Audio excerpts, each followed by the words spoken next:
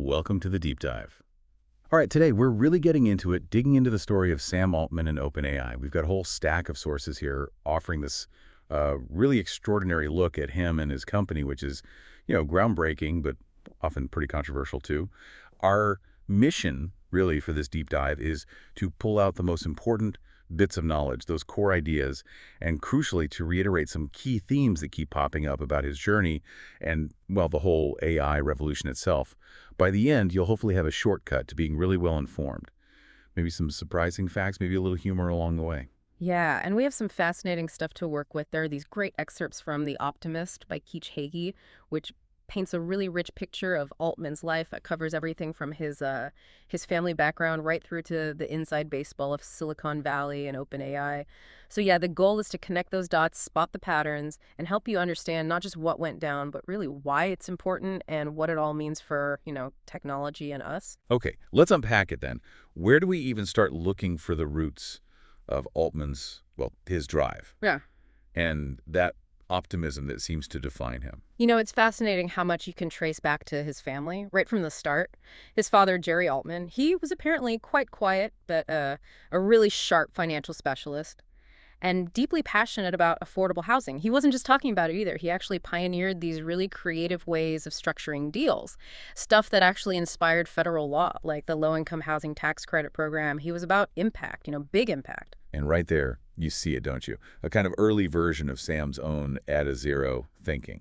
It's that mindset Paul Graham, his mentor later on, always pushed think bigger, replace millions with billions, that scale of ambition, the knack for complex deals to get something huge done.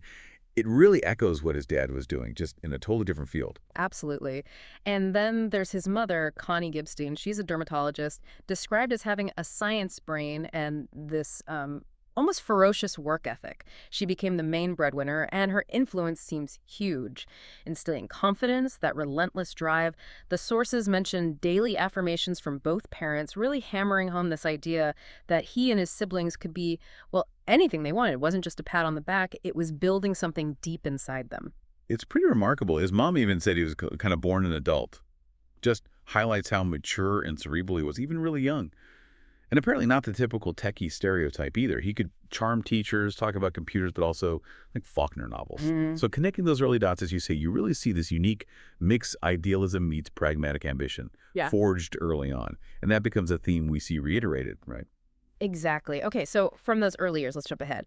His entry into Silicon Valley, which was, well, maybe not the standard path. He gets to Stanford in 2005, but famously doesn't stick around for long. He stopped out, as the term goes, apparently because investors like Sequoia Capital insisted. It was a condition for their $5 million investment in his first company, Looped. They wanted him all in. Wow. So leaving Stanford, Yeah. that must have been tough, but yeah, the defining moment kicks off that total focus on building things. And Looped, this location-based social app idea, it hit immediate headwinds, didn't it? Like high user churn, people getting spooked by privacy issues maybe, and just the nightmare of dealing with wireless carriers who basically owned the mobile world back then.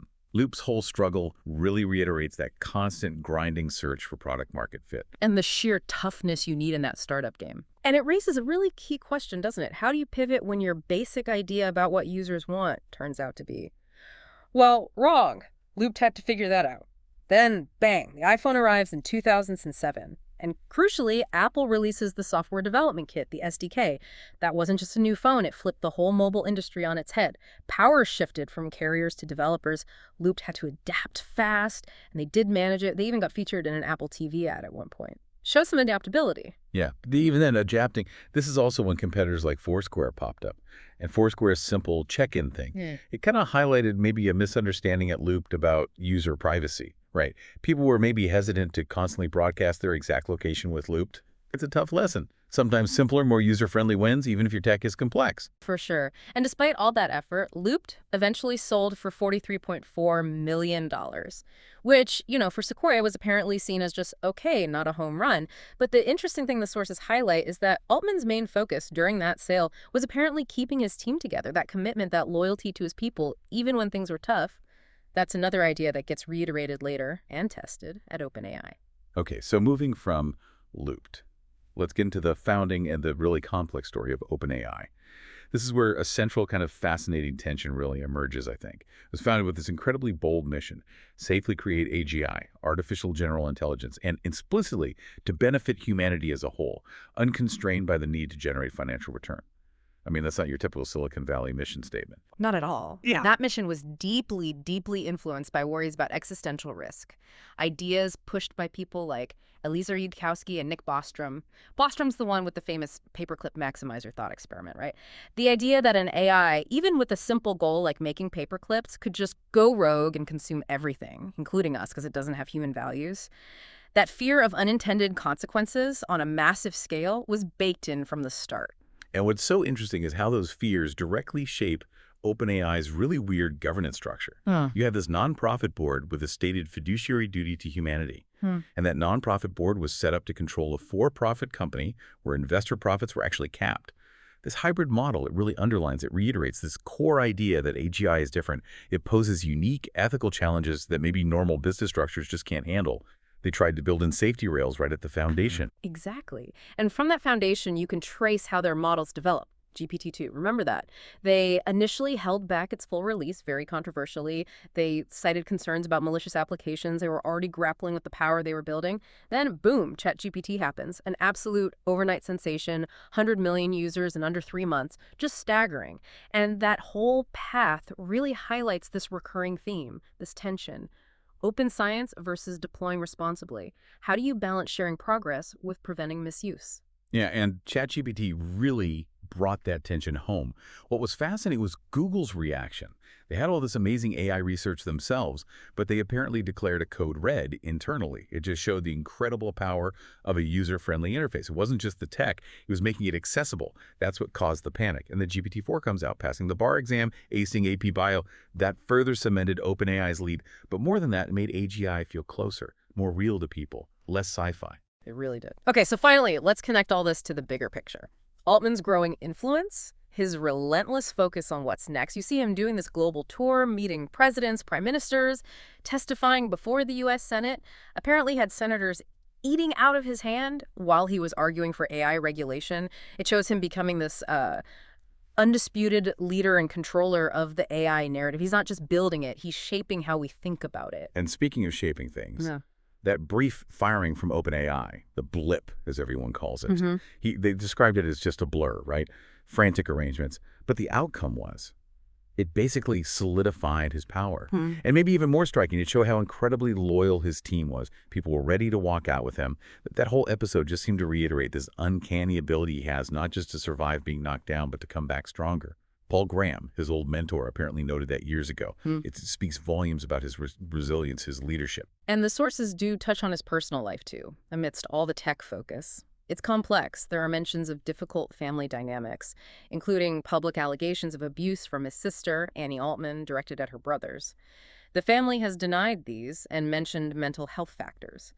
We should note it, as the sources do, as part of the complex human story behind the public figure, without making judgments.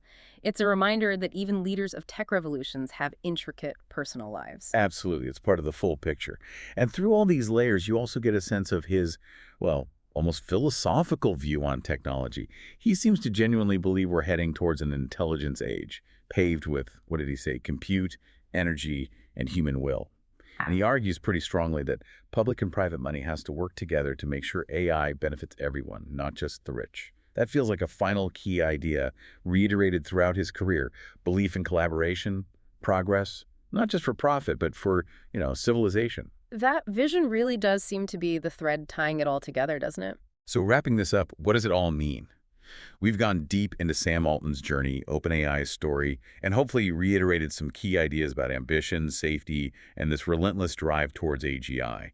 From his family's influence, through the gritty startup days of Looped, to a really complex mission of OpenAI, we've seen this consistent story of pushing boundaries, but also wrestling with huge questions about technology and society. Yeah, that tension, innovation versus safety, it's always there. The constant need for massive resources, how the public reacts to these world-changing technologies, these are themes we've seen come up again and again in the sources. And Altman's core belief that biological intelligence always eventually creates machine intelligence, that it's almost destiny. That's a really powerful, maybe slightly unsettling vision driving him. This deep dive really does show how one person's vision, plus this ability to pull together different ideas and navigate crazy challenges, can actually steer a global tech revolution.